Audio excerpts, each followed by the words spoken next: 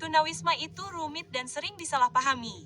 Orang-orang memilih untuk tidak peduli. Retorika bahwa itu bukan masalah saya dan mereka seharusnya membuat pilihan yang lebih baik adalah hal yang lumrah. Namun, setelah krisis seperti banyak orang yang mengira mereka aman secara finansial mengalami sisi kehidupan yang berbeda. Mereka yang sebelumnya baik-baik saja secara finansial hanya berjarak satu gaji dari menjadi tunawisma atau tidak tahu dari mana mereka akan mendapatkan makanan berikutnya. Mari kita lihat lebih dekat tentang tunawisma dan mengapa uang tidak selalu menjadi solusi. Selamat datang di alux.com, tempat para miliarder masa depan datang untuk mendapatkan inspirasi. Jika Anda belum berlangganan, Anda ketinggalan. Pertama, mengapa orang menjadi tunawisma dan siapa yang berisiko? Tidak seperti ponco, tunawisma tidak berlaku untuk semua orang. Banyak tunawisma telah menjadi korban kekerasan dan telah meninggalkan kehidupan rumah mereka untuk melarikan diri. Penyakit mental, masalah fisik atau kesehatan, kecanduan narkoba, tidak cukup uang untuk membayar sewa, pengangguran, dan bencana alam semuanya merupakan penyebabnya. Survei tunawisma yang dilakukan di San Francisco pada tahun 2019 menyebutkan alasan-alasan ini sebagai penyebab utama tunawisma. Kehilangan pekerjaan sebesar 26%, narkoba dan alkohol 18%, penggusuran 13%, dan penyakit mental 8%. Siapapun dapat terpengaruh, terutama ketika hidup pas-pasan dan sesuatu yang tidak terduga terjadi seperti mobil mogok atau keadaan darurat medis dan Anda tidak punya uang lagi untuk membayar sewa. Ada berbagai jenis tunawisma yang akan kita bahas selanjutnya.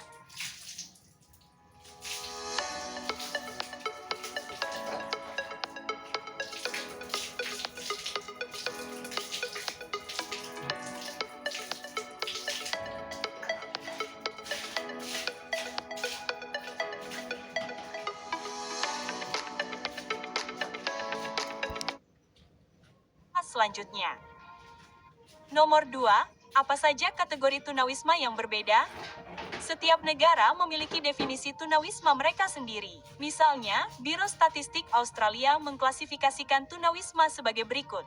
Mereka tinggal di tempat tinggal yang tidak layak, tidak memiliki masa sewa, atau jika masa sewa awal mereka pendek dan tidak dapat diperpanjang, atau tidak memungkinkan mereka untuk memiliki kendali dan akses ke ruang untuk hubungan sosial. Namun, ada kategori tunawisma lainnya. Tidur di jalan. Inilah yang kita lihat saat berkendara. Para tunawisma biasanya memiliki masalah kesehatan atau mental atau bergantung pada narkoba. Mereka seringkali terpapar kekerasan. Tunawisma kronis, orang-orang yang tidak memiliki rumah selama lebih dari setahun. Biasanya orang tua. Tunawisma episodik, seseorang yang telah menjadi tunawisma 3 kali dalam setahun. Biasanya orang yang lebih muda. Tunawisma transisional biasanya memengaruhi seseorang yang sedang mengalami peristiwa kehidupan transisional yang besar dan tidak terduga. Kematian anggota keluarga, kehilangan pendapatan, atau perceraian. Tunawisma tersembunyi. Ini adalah bentuk yang paling umum yang membuat orang tinggal di mobil mereka, berpindah-pindah tempat tinggal di sana-sini selama beberapa hari, tidur di lantai garasi, atau tinggal di kamar yang penuh sesak. Dan aluxer berikutnya, angka yang cukup menakutkan. Nomor 3, berapa banyak orang yang dianggap tunawisma? 1,6 miliar. 1,6 miliar orang tidak memiliki akses ke perumahan yang layak dan 100 juta orang tunawisma. Di Los Angeles, kota berpenduduk hampir 4 juta orang. Ada sekitar 60.000 orang tunawisma. Itu menjadi alasan utama mengapa orang menjual dan meninggalkan kota. Anda dapat mempelajari lebih lanjut tentang itu di video kami, 15 alasan mengapa orang meninggalkan Los Angeles. Ada 54 blok yang dipenuhi tenda di yang disebut Skid Row, tempat sebagian besar tunawisma tidur. Kenyataannya, tunawisma merupakan masalah global dengan sangat sedikit negara yang tidak tersentuh. Namun, beberapa negara lebih buruk daripada yang lain seperti yang akan Anda lihat selanjutnya. Nomor 4, negara mana yang paling parah terkena dampaknya? Negara mana yang paling parah dan mengapa?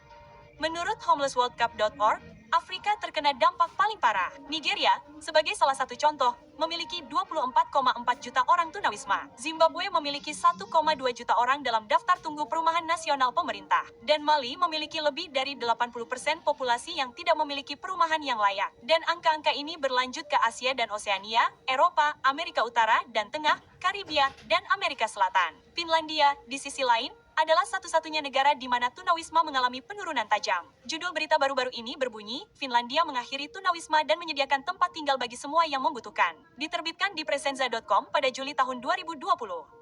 Mereka memiliki konsep perumahan terlebih dahulu. Siapapun yang terdampak tunawisma akan mendapatkan tempat tinggal kecil dan konseling yang membantu 4 dari 5 orang memulai hidup baru. Hal ini terbukti lebih murah daripada tunawisma.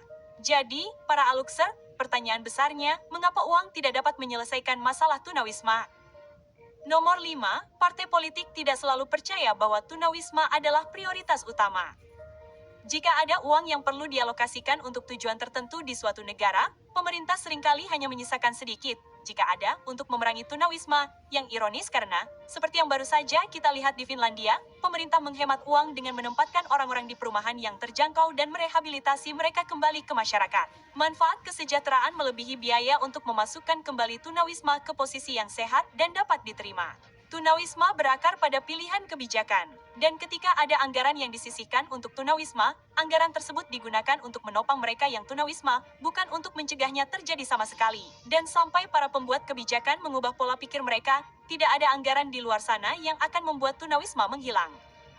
Nomor 6, politisi yang tidak bermoral menggunakan uang untuk keuntungan mereka sendiri dan bukan untuk rakyat.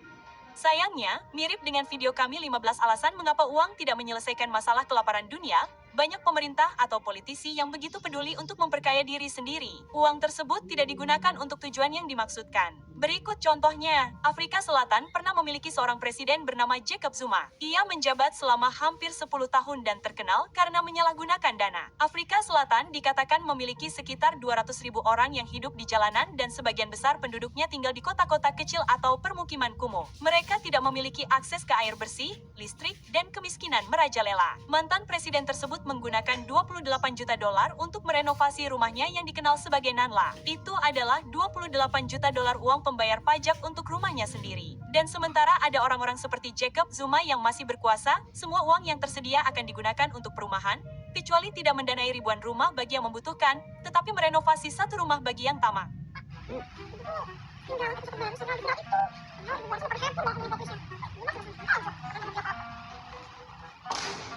Bapak, kamu dengerin aku nggak sih?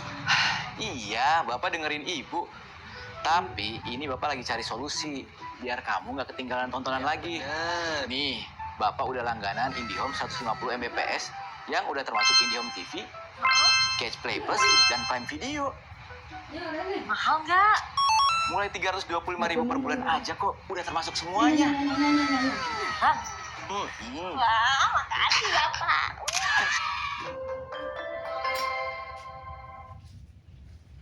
Telur niku. Nah, iki kok ratrian. Kok dipangan kok biji kok sik cilik kok ya mangan tuwak wae. Ya, dipangan. Kalau mau bisa uang itu.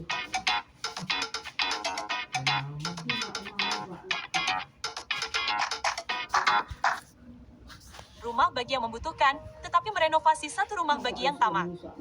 Nomor 7, tunawisma seringkali menjadi masalah kesehatan mental.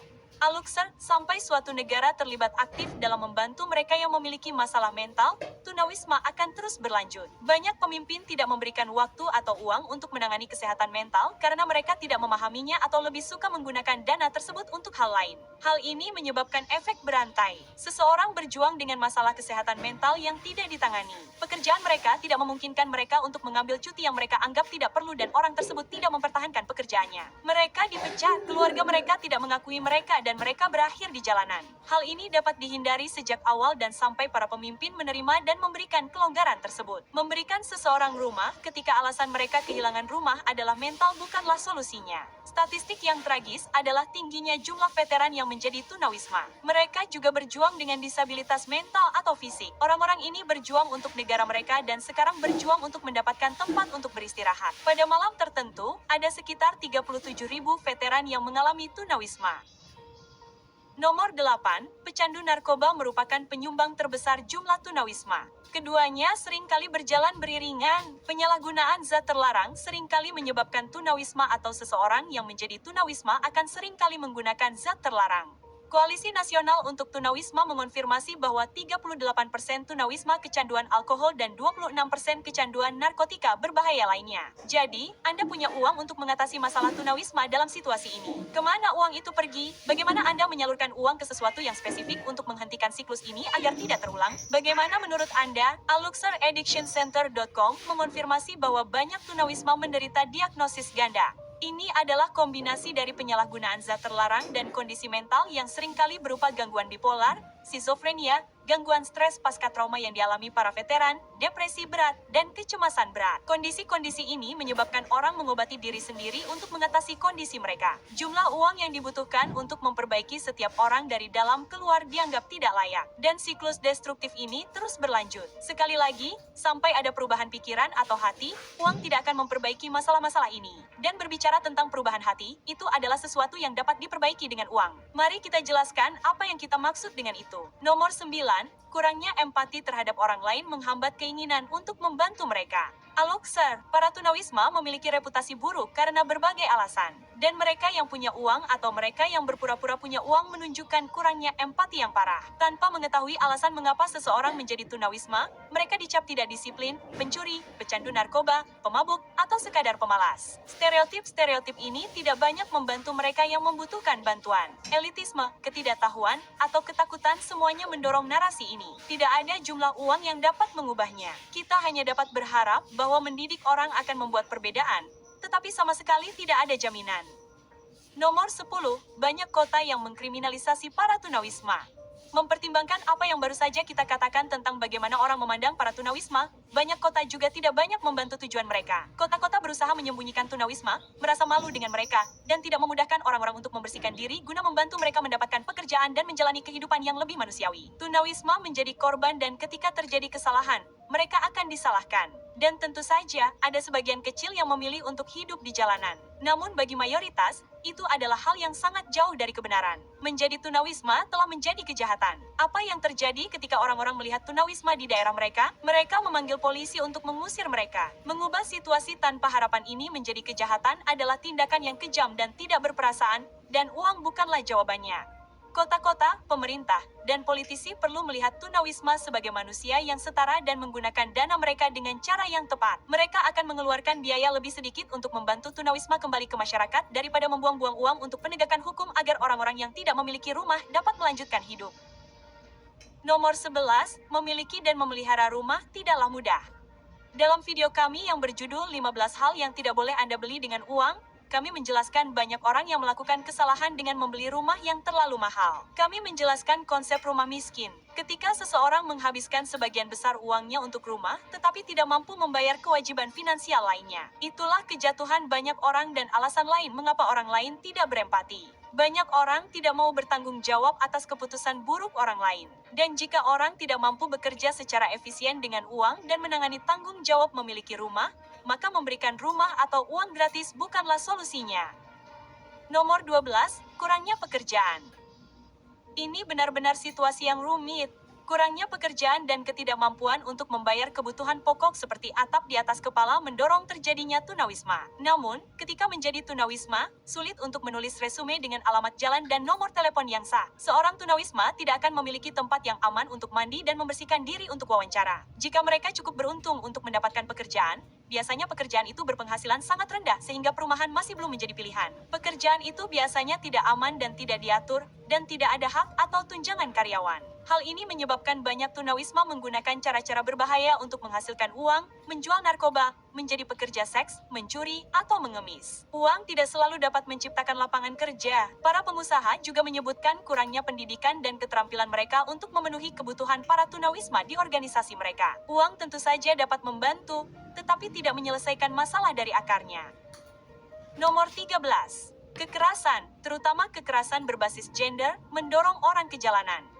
GBV, pelecehan seksual, fisik, mental, dan emosional, telah menyebabkan banyak orang melarikan diri dari rumah dan tinggal di jalanan di mana mereka merasa lebih aman. Ironis, bukan, 12% orang di tempat penampungan adalah penyintas kekerasan dalam rumah tangga. Para wanita tunawisma cenderung lebih bergantung pada narkoba karena efek samping trauma yang disebabkan oleh kekerasan berbasis gender. Perempuan tunawisma lebih rentan dan kurangnya tempat penampungan dan layanan yang berpusat pada perempuan. Satu studi mengonfirmasi bahwa perempuan sebagai populasi tunawisma secara konvensional telah diabaikan dari wacana sosial, kebijakan publik, dan agenda penelitian, sehingga memengaruhi prioritas pendanaan dan pengembangan model pemberian layanan seperti yang dikutip dari BMC Public Health.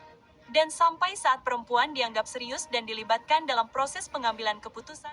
Hey everyone, Dennis here from Hilltop Ads. If you get traffic, a website, blog, or social channels, you can turn that attention into steady revenue. We connect publishers like you with thousands of advertisers worldwide. Together we serve over 273 billion ad impressions every month across 250. Dan dilibatkan dalam proses pengambilan keputusan, uang itu sendiri tidak akan berguna. Nomor 14. Biaya perumahan yang tinggi membatasi orang untuk mampu membeli rumah. Di banyak kota, biaya sewa tempat telah melampaui upah standar kebanyakan orang. Ketika ada pilihan yang terjangkau, persaingan untuk mendapatkan tempat itu sangat ketat. Sampai upah mengejar harga sewa, krisis perumahan akan terus berlanjut. Direktur Eksekutif Dewan Antar Lembaga AS untuk Tunawisma, Matthew Doherty, mengatakan biaya tinggi dan tingkat kekosongan yang rendah menempatkan lebih banyak orang pada risiko menjadi tunawisma, dan hal itu membuat semakin sulit bagi orang untuk menemukan tempat tinggal saat mereka berusaha keluar dari tunawisma. Di kota-kota yang padat penduduk, ruang yang tersedia juga terbatas. Uang tidak dapat membeli tempat yang tidak ada, dan uang memberikan kebebasan bagi pemilik properti untuk mematok harga selangit, karena mereka tahu bahwa pilihan perumahan di luar sana terbatas, dan seseorang akan membayarnya.